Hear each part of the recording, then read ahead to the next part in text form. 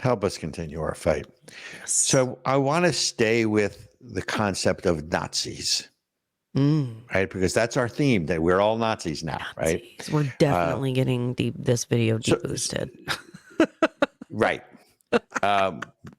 Okay. Well, I'm not talking about COVID and I'm not talking about election fraud. I'm talking about the fact that we're all Nazis now, right? I mean, Yes. like I said, the evolution from cling to your guns and religion to a basket of deplorables to racist to Nazi. I mean, it's a natural evolution when you think about it, right? I mean, I'm just wondering what comes after Nazi. But let's step back, right? Nazism was a form of fascism, right? Yes. Mussolini, Tito's Yugoslavia, they were fascist leaders or dictators or whatever, okay? And that's what they're really trying to say. They're trying to basically say, they've tried to label Trump as a dictator. Right. Right? He's a dictator, he's a wannabe dictator, or he's a fossil fuel dictator, or whatever it is he is, right? But now I want to bring up something that, let's see who the dictator or the fascists are. So the Department of Defense just issued a directive. It's called Department of Defense Directive 5240.01. And ladies and gentlemen, and basically it is about intelligence-related activities and allows the federal government to work with law enforcement and other civil authorities, allegedly for intelligence-related activities only.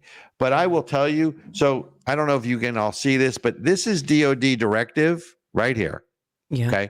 It's 22 pages, and yours truly went through it. And for a party in power that is concerned about the potential rise of fascism, this now allows the federal government, and by the way, this has been around for a while, but it evolves every year. They update it.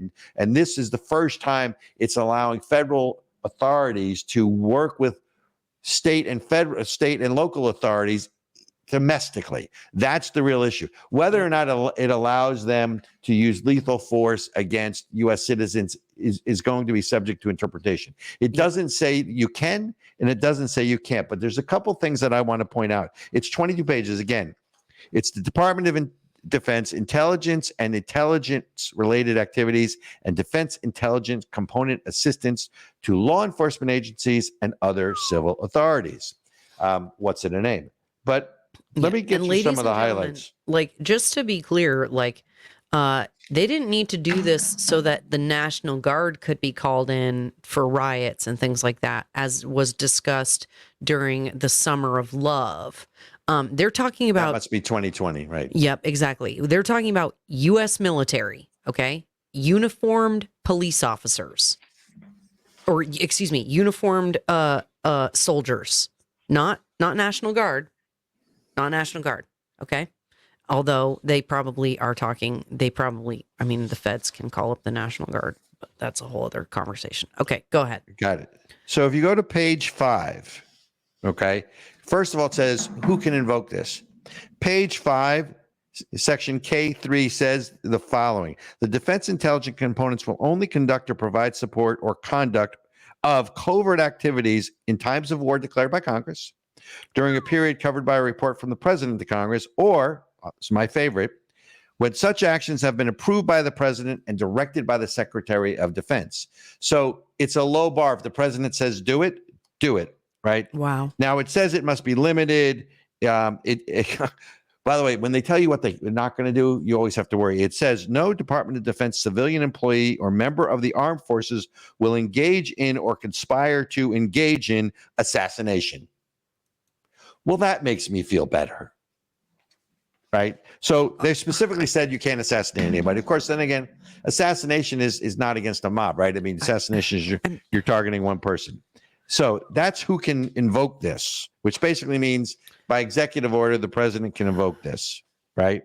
So then they go on to talk about the fact. Okay, let me get this straight, Robert. What I've heard you say today is that the people who are worried about preserving democracy used very little of it. They were anti-democratic, in fact. And also the people who are worried about fascists are writing DoD directives. That makes it easier for fascism to take hold, to be a fascist. Now, So first is who has the authority. We figured Right. out the three authority. If Congress declares war and all of that. The Right. second, but obviously the president would say to the Secretary of Defense to do it. And then if you go to page 9 under section 2.5, it defines what intelligence related activities are, because they're saying, oh, it's only about intelligence related activities, intelligence gathering. But when you read the definition of what this is, it's a much broader thing. It said, the DoD component heads conduct authorized intelligence activities and intelligence related activities in accordance with this paragraph. Whether or not the proposed activity is undertaken for a purpose that falls within the definition of intelligence related activities. What? Did you just say whether or not? Page 9. Oh my God. So wait, but it gets even better. No, those are I just gave you the preamble. Don't they already have, hold on a second, don't they already have the right to spy on us with the Patriot Act? Well, they're supposed to only spy on us if they get permission from the FISA court, right? They have to petition the FISA court, right? But we saw during the Obama years and leading up to Trump's first swearing in as president and Trump presidency, that the FISA court the FBI was not honest with the FISA court, right? Yeah. That's been documented. What was that loving couple? The FBI, what was his name? I forget them. The ones that were having the affair. But yep. So it gets better. So I just gave you sort of the preamble. If you go to page 11, section 3, which is the general principles. Here you go. This is where it gets even better. Defense intelligence components may provide intelligence and non-intelligence assistance to other DoD components, including DoD law enforcement. Wait, can I finish? No, you got to come back in the camera. Dude, every sentence is like worse. Okay. A defense intelligence component may undertake intelligence activities for the primary purpose of furthering its mission or to assist intelligence mission or functions of another element with federal law enforcement agencies. And then if they have an issue, they have to consult with legal services. You think anybody's going to consult with legal services? So, but here is the smoking gun. You want the smoking gun? Yeah, I'm ready. As smoking if this all isn't bad enough. So section 3.2, permissible assistance. So all of this is just a lineup. Okay. So permissible assistance says that blah, blah, blah, including federal law enforcement agencies, state and local, when lives are in danger, are authorized to do the following. Participate in law enforcement activities to investigate or prevent clandestine intelligence activities by foreign powers. Here you go. Provide when lives are in danger, rendering any other lawful assistance to law enforcement agencies or other civil authorities, provided such assistance is consistent with and approved by Section 2, providing specialized equipment, technical knowledge, and assistance expert personnel for use by federal agencies when lives are in danger to support state and local law enforcement agencies. So there's no limit here to what they can or cannot do. Now, it doesn't say that, that they can target Americans, but it doesn't say that they really can't in all of this. And then last but not, what's the point? Last but not least, it says the Secretary of Defense, and then we'll talk about it. The Secretary of Defense under Section 3.3 can approve assistance in responding with assets with potential for lethality or any other situation in which it is reasonably foreseeable that providing requested assistance may involve the use of force that is likely to result in lethal force, including death or serious bodily injury. So I feel really good that my government can't assassinate me under this. At least they're not supposed to. Of course, they could, and then they could ask for free. Oh, I'm sorry. I knew I was supposed to get permission, but I didn't get permission. But I needed to do it because of this. So lives were in danger. Because lives were in danger. He sounds like Jack Nicholson on A Few Good Men. Yeah. Right? Yeah. Endangered lives. Mm-hmm. Ladies and gentlemen, Department of Defense Directive 5240.01 issued September 27th. In 2024. Why would you issue something like this? And again, it comes out every year, but this is the first time they've inserted this kind of language. Why would you issue something like that on September 24th with an upcoming election unless you thought you needed it or are going to need it? I am never. You're never speechless? I cannot believe that there's no low that they will not go to. There's no low. When this first came out, if you look up on social media, there were all these, conservative bloggers or posters who said, they can target civilians. It doesn't say that, right? What it does is it gives them a hole large enough to drive through a freaking aircraft carrier. Correct. Or steer through or boat through or whatever, navigate through an aircraft carrier that the Secretary of Defense has authority. The president can direct the Secretary of Defense, or the Secretary of Defense can do it of his own volition, and clearly has the capabilities to tell the federal agencies, and we're talking about military intelligence. But by the way, let's go to the Ukraine, right? We're supposedly not involved on the ground in Ukraine, but we have advisors there. Everybody knows that's a lie. Right. Well, we don't have troop deployment there. We don't have different divisions of troops deployed there. But we are in a combat zone and we have people on the ground there. So, I didn't pull the trigger, but I helped this other guy pull the trigger.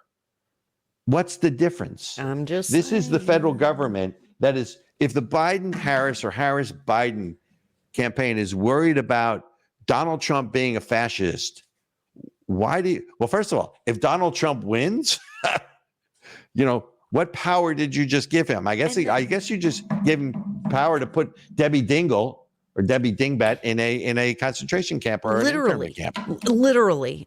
This is the thing, and this is why it's hard to take these people seriously, right? Trump is a dictator, he's Hitler, he's whatever, right? Okay, well, if that's the case, then you just did something for every other president. It is not just for Joe Biden or Kamala Harris or whoever is actually in charge right now. That is going to be for everyone moving forward. Ericka, they did this because they think they're going to win or they know they're going to win. That's why they did this. Let's be really clear. If they thought that Donald Trump had a snowball's chance of hell in winning this election, there is no way they pass this. I think there's no way they put this out. Robert, this is all about suppressing domestic uprisings, because what they think is going to look, I am spitballing here. Yeah. And folks, I am making this up because I don't know and I don't have a crystal ball. But if Trump doesn't win, and the perception is that the elections were not free and fair, this addresses the concerns if there are domestic uprisings or domestic issues, right, that spark violent protests on the Republican or conservative side, or let's just call it the non-Harris side of this, that they can then use troops to put down those protests. I think there's a good chance that happens no matter who wins. I think no matter what the result is, I think there's a very good chance that we have another replay of the Summer of Love. And if Donald Trump wins the presidency, yes, there will be that. If Kamala Harris wins the presidency, I don't think you see the uprisings. I don't think it's. We follow rules, right? Conservatives or restorationists, as my friend Dr. Bruce Abramson likes to say, follow rules. We've been following the Marquess of Queensberry rules for so long. That's what got us into this mess to begin with. Well, and that's part of the problem. See, we're honest. We try. Well, not everybody. I'm not trying to say like every Republican's a freaking awesome or whatever. But conservatives, generally, people on the right, many of us are people of faith, and so we can't lie, or we're not supposed to lie. We hold ourselves and each other to a higher standard of integrity. These people are willing to just go out there and lie and say whatever nonsense they have to say to scare you into voting a different way. Can we talk about people of faith for a second? Because I think there's a point that needs to be made here. Yeah. Right. God is not going to come down and save the United States of America. He works through people, right? Or she, right? I mean, I'm not trying to be gender specific here, but I'm a sexist. God is a man. It's okay. Okay. Okay. I'm not even going down that road because no good can come from that conversation. But you know the old joke about the man of faith, there's a flood comes and he says, God's going to save me, and the waters rise and they try to get him out of the home. And he says, no, God's going to save me. The water rises more. He goes to the second floor. And then instead of people coming to the home, coming with the boat comes, and then, no, God's going to save me. I've been pious. I've been filial, all of that. And then he goes up to the roof. The water keeps rising and a helicopter comes to try to take him to save me. No, God's going to save me. And then what happens? The water continues to rise and he drowns and he goes before the Lord and he's distraught. How could you? I was observant. I was pious. I followed all your commandments, all of these things. And God's response was, what do you want? I sent you 3 different messengers to rescue you. I sent you, the boat and the helicopter. Yep. So anyone, and that's why to the observant faith community, that's why showing up at the polls matters. Yep. Because that's how you affect the change, that the divine change, let's call it. I'm not calling Donald Trump divine, right? That's not what I'm saying. But what I am saying is that God works his miracles through humans. He doesn't work it through, maybe he did back in the day. I wasn't around then, right? Yeah. Kind of thing. So yeah. And just for the record, y'all, 2/3, only about 66% of the voting eligible population votes. And I know for a fact, at least personally, all the people I know who don't vote are all people who think like us, who want normal, sane. So wait, why don't they vote? Why don't? So those people that because if someone tells me, look, I won't say that I don't care how you vote, but on some level I don't. Vote your conscience. But if you don't vote, don't talk to me.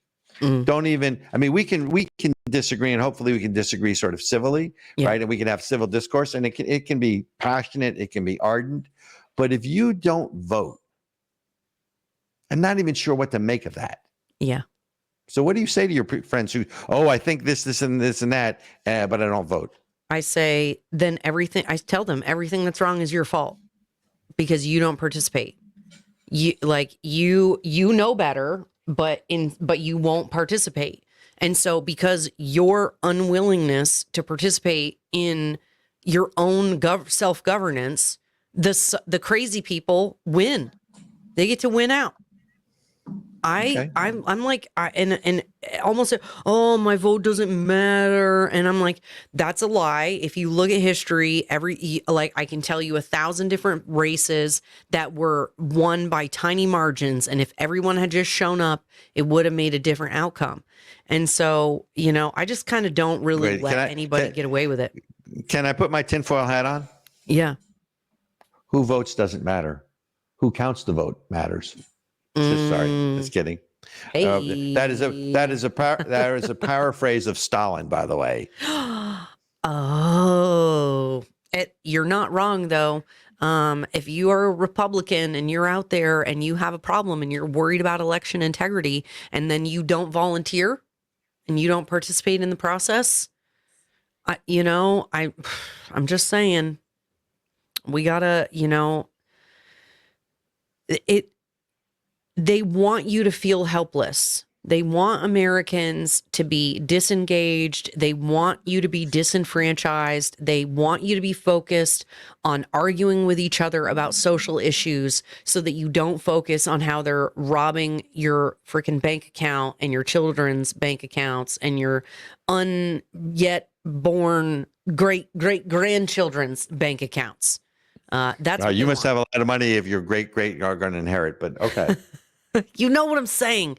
Like when now the interest on our debt is the largest line item in our budget, not servicing the debt, not the principal, not paying off with the principal, but the interest payments.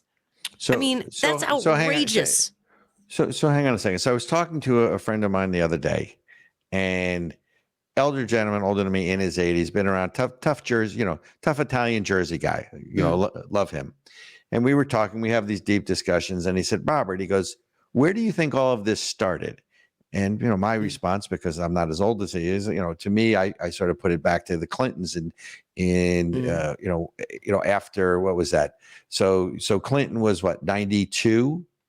Yeah. Or no, 88 to the, no, it was 92 to 98. 2000. No, it's Yeah. 92. 92 So and first term was 96. 92, and then 96 was the reelect, right? So Yep. 1992. And he looks at me and he said, no. He goes, remember Eisenhower's speech when he departed, which was about the military industrial complex. And then he goes, what it really went off the rails was Lyndon Baines Johnson in terms of sort of, the corruption in the political system. He said the other thing that he thought was interesting, which created also a problem, and I have to give him credit for this, is that when Nixon went off the gold standard, right? Oh, yeah.